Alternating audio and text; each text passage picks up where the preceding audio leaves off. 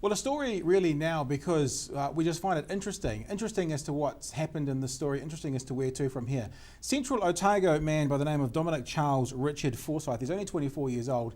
It would appear that his life has been on a bit of a downward trajectory, if I can say it that way. Crimes have been committed, behaviours have come about which are unusual. And the interesting part about this conversation is his lawyer is saying his behaviour, which is leading to some of these crimes, is because of a cyst that is in his brain. This is what his lawyer had to say in court. He said, "The person standing before you isn't an evil person who set out to break laws. It just snowballed. It began in 2015 when Forsyth took a $200 camera, and from then it has kind of gone on, Dom." And look, I don't know if there's too much to say about this. It's before the courts, and we don't really want to talk maybe necessarily about this exactly, but the reason I wanted to talk about it is I happened to be at a dinner on Saturday night, and I was speaking to a girl who has a sleeping disorder. And when she described her sleeping disorder, she said it wasn't her, but there are some people who have the sleeping disorder who do things like get up at night and go for walks and drive their cars and commit crimes. Not knowing that they've done it at all. It's a defence that gets used in court. So I just thought this is fascinating. And the question I asked was,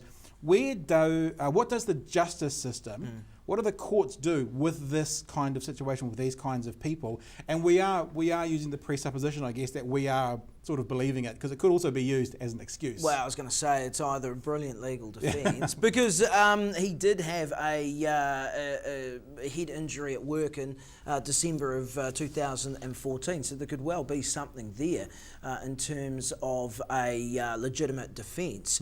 Where does it fit in the legal system? I'm totally unqualified to answer that, but it is interesting because it's a massive grey area, isn't it? How much is it actually the fault of aforementioned injury? How much is it, the will of the person?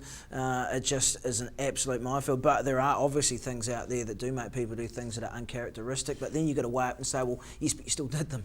And this is where things like the 3 strikes and you're out, or the New Zealand one scored 3 strikes and the max laws sometimes rub up against things because I remember there was a situation. I think the guy had Asperger's in Dunedin after the quakes and he was stealing light bulbs. There is mitigating factors. There needs to be space made for these kinds of people or conditions within our justice system. His mother has started up a Give a Little page to help with what's going on. This is what she said, why they want the funding. She says, to see if the cyst has increased, they're obviously doing a scan. Over the past few months, the headaches have been very severe. We have watched a healthy young man become reliant on pain meds and become quite withdrawn through the constant pain.